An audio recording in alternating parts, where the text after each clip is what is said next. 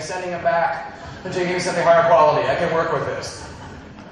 The other end of the gene pool. Let's pull from that side. So this is interesting.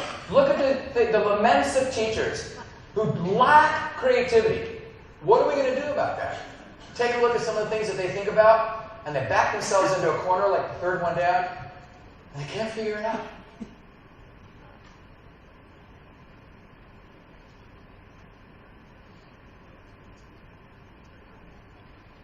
Or here.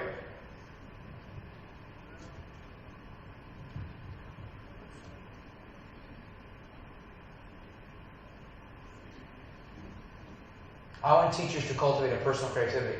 I want principals to cultivate a personal creativity, and we tend to not do that.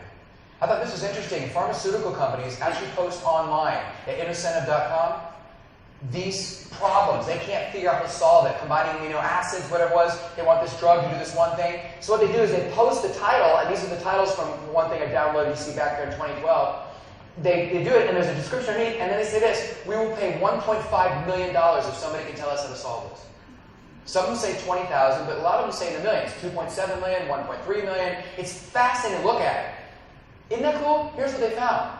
The people who actually solved this were the ones who had like sort of a science background, but it was the people outside the field of study that actually solved it.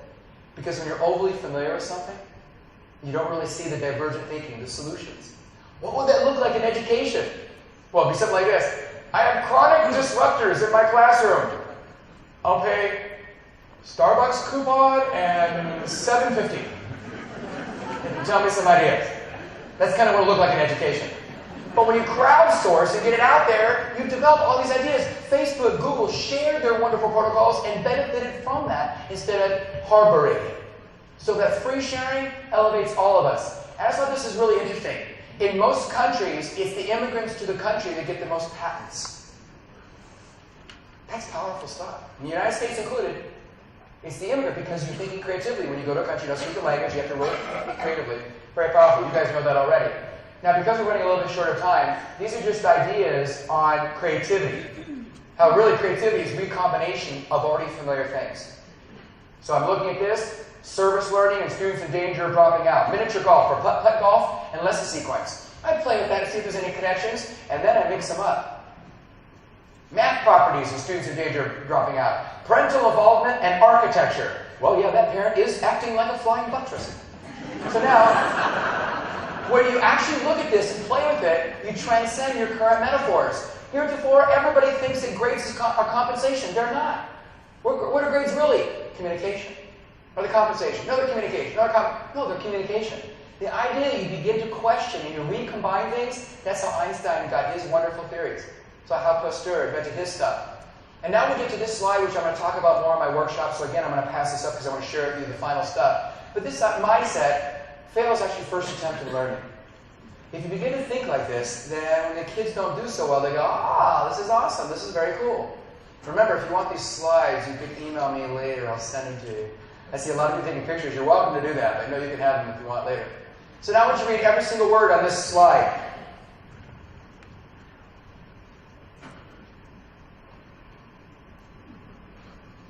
Yeah, I'll be talking about redos later. But for a teacher, not to allow redos, wait for it, here it comes.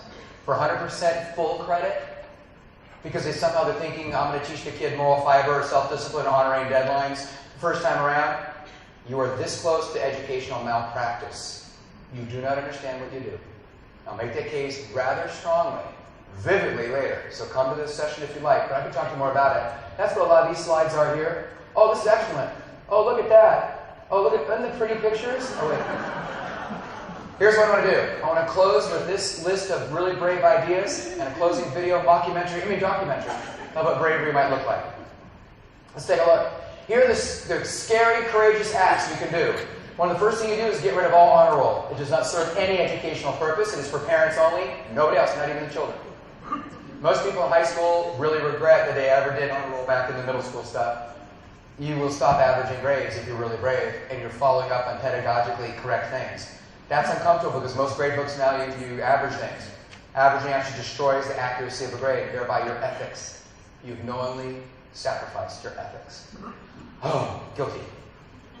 Build and use ropes course initiatives we talked about. Vocational training should be in all middle schools. So a lot of people have taken that out, and it's to our loss. We're missing so many gifted, honoring presentations with kids and future lives. Students should be allowed to skip grade levels, not be mired in just the regular master schedule as it is. And we should train teachers in gifted educations that can provide that experience in a regular class as much as possible. And principals should be conducting coffees with the local business leaders and the parents. Invite them to come in and comment and just share some vents and concerns, but ask questions. That opens you up. You have to really know your stuff to be able to articulate. It's one of the coolest things you can do. It's also a brave act. We talked about the expertise. Middle school should be middle schools, not junior highs. If you really were listening to the research, you would start all middle schools and high schools at 9:30 or 10 o'clock in the morning or later. And they run to 5 o'clock. If you were following up on what we actually know to be good and true.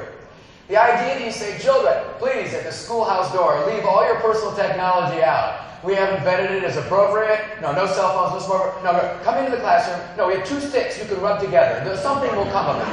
We're good. You become irrelevant to students, rather complacent. We can do better than that. The novel thing we've already talked about, open your practice to scrutiny of other people, that's scary. But the idea that you're constantly analysis and revising your thinking in light of new evidence, we can do that. Instead of dismissing teachers who are ineffective, we work with them. If it doesn't work, we work with them again and again and again, rather than just say you didn't get it the first time, so you're out. This is a courageous act. We teach them the way students best learn, not the way we best learn.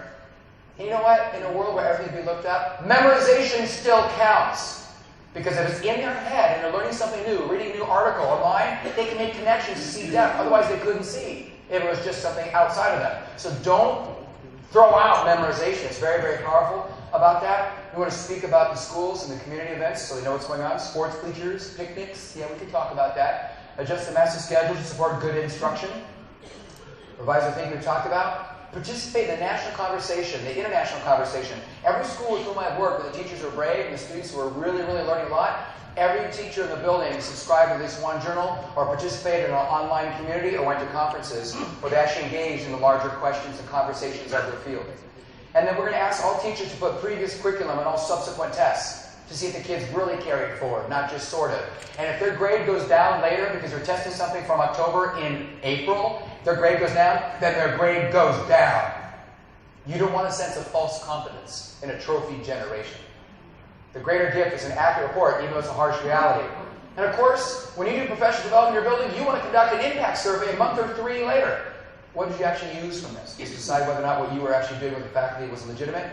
You want to make it a policy you can't take kids out of PE, fine and performing arts, or tech classes to double up in reading and math when they're suffering from that, when those very things give meaning to a lot of the other subjects in the building. You want to denounce some of this happens in the States, I don't know if it happens to you guys, but the idea that we use students' test scores to really judge a teacher's evaluation and determine their salary, value-added measures, highly inappropriate. Now here's the thing. It is a scary, scary thing for a principal to say, I'm going to accept a new leadership position in a low-performing school. Wait a minute. It's just as stressful for you to accept a position in a high-performing school. There are different stresses, but it's just as scary. These are courageous acts. So the question is this. What goes unachieved because we're trying to play it politically safe? And this is a lovely picture with a very interesting story. But now we go to the closing. I need to honor your time. So this is closing about 5 minutes long, so I need to really do it. And what we're going to do is I called ahead to Air Coast to see if I could get a budget. And Dick said, how much money do you need? Oh, we do need the video back up.